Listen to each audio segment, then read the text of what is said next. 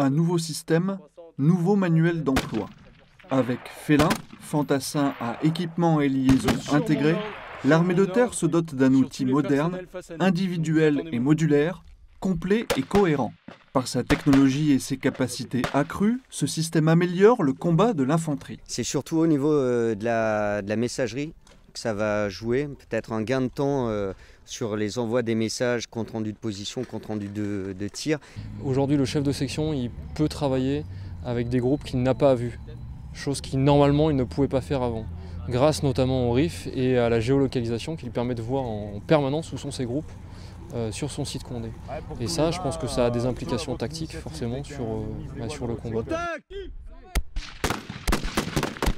Sous les yeux avisés d'experts en combat de l'infanterie, les chasseurs alpins du 13e BCA continuent l'exploitation tactique de Félin.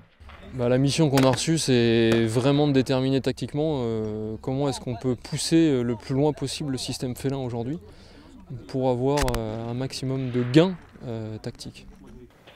Je note des éléments qui pourraient améliorer les procédures d'observation, d'acquisition, d'agressivité sur le félin. Alors l'exploitation tactique de félin que nous conduisons avec le 13e bataillon de chasseurs alpins a pour objectif de voir en quoi le système félin a une influence ou pas sur la façon de manœuvrer de l'infanterie, sur les modes d'action tactique de l'infanterie. Combat au niveau trinôme, groupe, section puis sous-groupement interarmes. Chaque niveau tactique est validé. Alors nous vérifions notamment si Félin permet de mieux coordonner les actions, si Félin permet à un groupe d'infanterie de mieux communiquer, de traiter plus d'objectifs, de tirer plus loin. Nous détaillons plusieurs fonctions, que sont les fonctions agression, communication, observation, protection et mobilité. Et nous voyons pour chacune de ces fonctions quelles sont les plus-values de Félin. Phase essentielle, l'exploitation tactique de Félin permet d'entériner les concepts d'emploi des unités félinisées.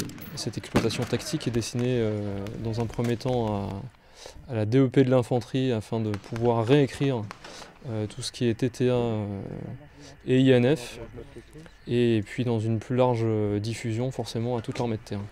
Complétée par une grosse expérience acquise tout au long de cette exploitation, la maturité du système Félin permet d'envisager un déploiement en opération extérieure fin 2011.